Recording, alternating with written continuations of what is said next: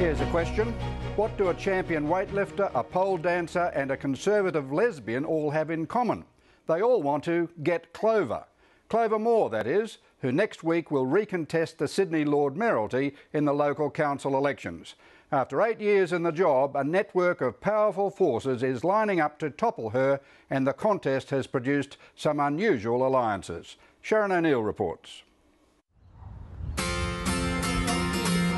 Hello, just got home. Hello. Hi, how are you? Nice to meet you. For someone who doesn't like elections, Clover Moore is a glutton for punishment. We vote for you, definitely. Oh, you thank look you. after. I've been re-elected, 4 times in the last 8 years. Every 2 years I go to elections. It's interesting how personal it is, isn't it? How intimate. It is, of course, all her own choosing. Clover Moore is both the state member and the Lord Mayor of Sydney. She's held both roles for the past 8 years. But all that is about to change. The Lord Mayor of Sydney, Clover Moore, is on borrowed time in state parliament after new laws were passed banning dual roles like hers. In April this year, the O'Farrell government passed legislation to stop sitting MPs running for council. That means if Clover Moore wins the race for Lord Mayor, she will have to resign from her state seat of Sydney. And clearly people have seen the synergies and the effectiveness and how complementary those roles are and how important they've been. And they've supported me. And so I think they're pretty concerned and angry, as am I. But Clover Moore's opponents say after 8 years of running this city, there's also increasing anger directed towards her.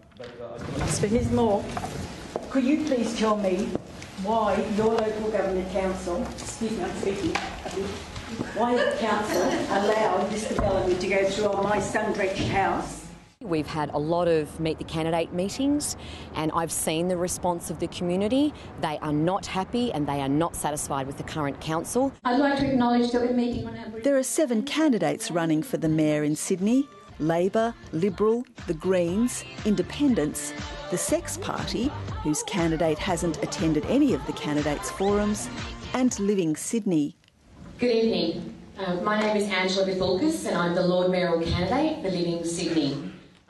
She's very populist, so I have to say that a lot of her ideas are not achievable, but they're very popular. They're well looked after, I think, from our perspective. Cafe owner Angela Bithulkas is running for mayor under the Living Sydney banner. We're a true independent team. We're made up of a very diverse and dynamic group of people who are both small businesses and residents within the City of Sydney. On Wednesday, Living Sydney announced it had done a preference deal with Labor's Linda Scott. We sat down and looked at every team, every candidate and all their policies, and we felt that after evaluating all of that information that our beliefs, we could work with Labor. Sean and I had a meeting with... The deal surprised the Liberal Party's team, which includes Christine Forster, the sister of federal opposition leader Tony Abbott. Mayoral candidate Edward Mandler was hoping he would be the one to be aligned with Living Sydney. Clover Moore was also taken aback, but not because she was looking for a deal.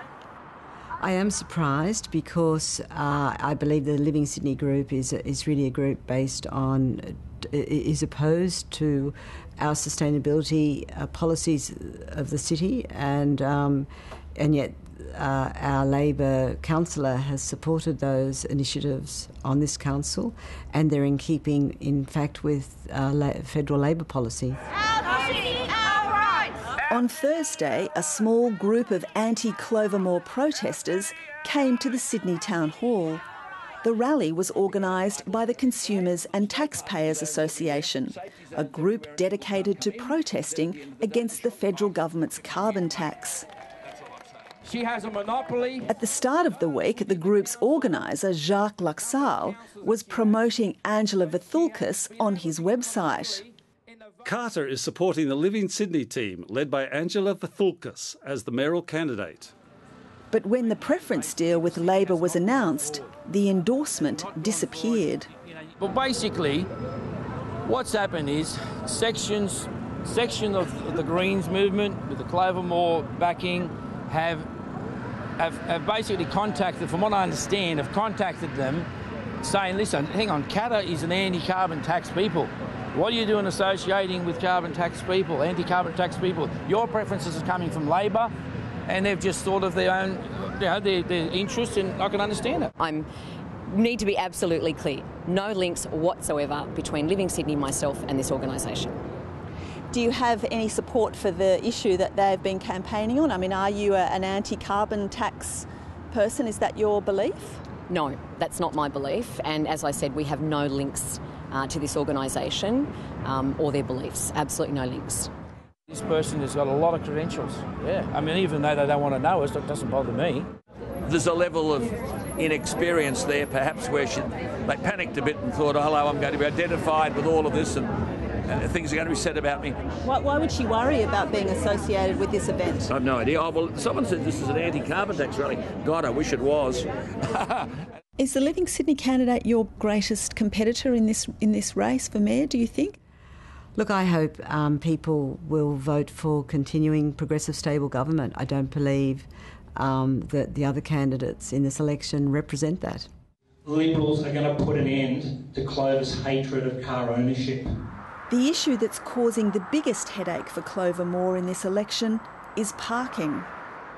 There was this philosophy running that if we build new developments, we should have zero parking or half a parking spot per apartment, and it's just completely failed. What it's done is it's pushed all the cars out on the street. You've been a resident living in your house for 20 years, all of a sudden you can't park anymore. One of the issues that is just driving people insane is this incredibly extreme ideology of being anti-car.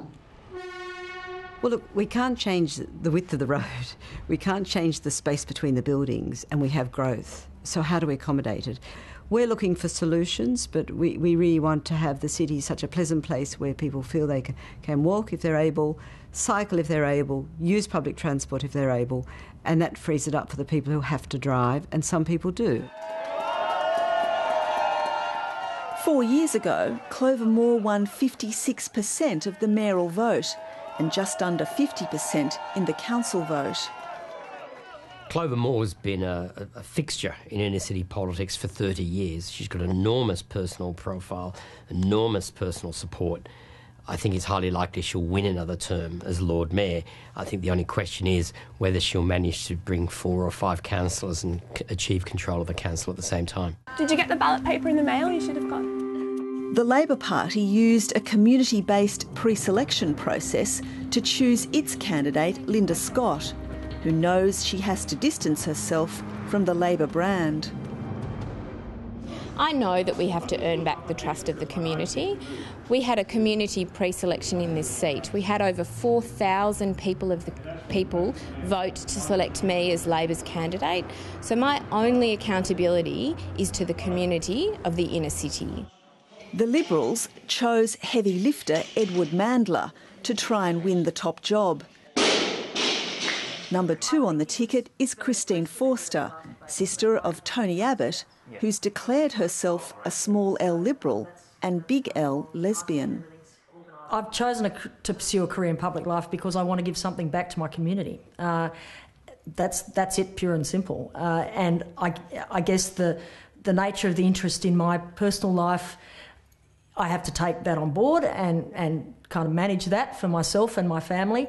But you know, it won't deflect me from pursuing, you know, my goal of entering public life to give something back to my local community. Are you getting any advice from your brother?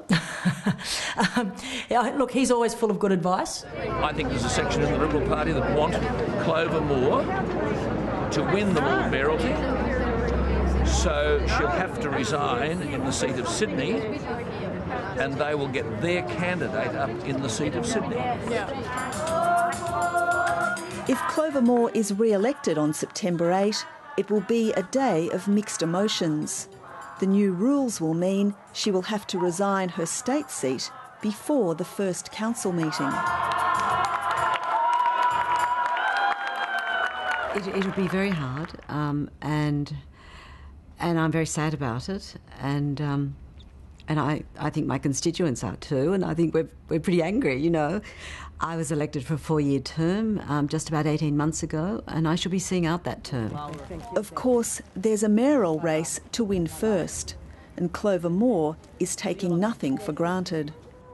I hope that the majority of people will want to support our progressive government. If the majority of people don't want me to, I'll be philosophical, but I'll be sad. Bye-bye.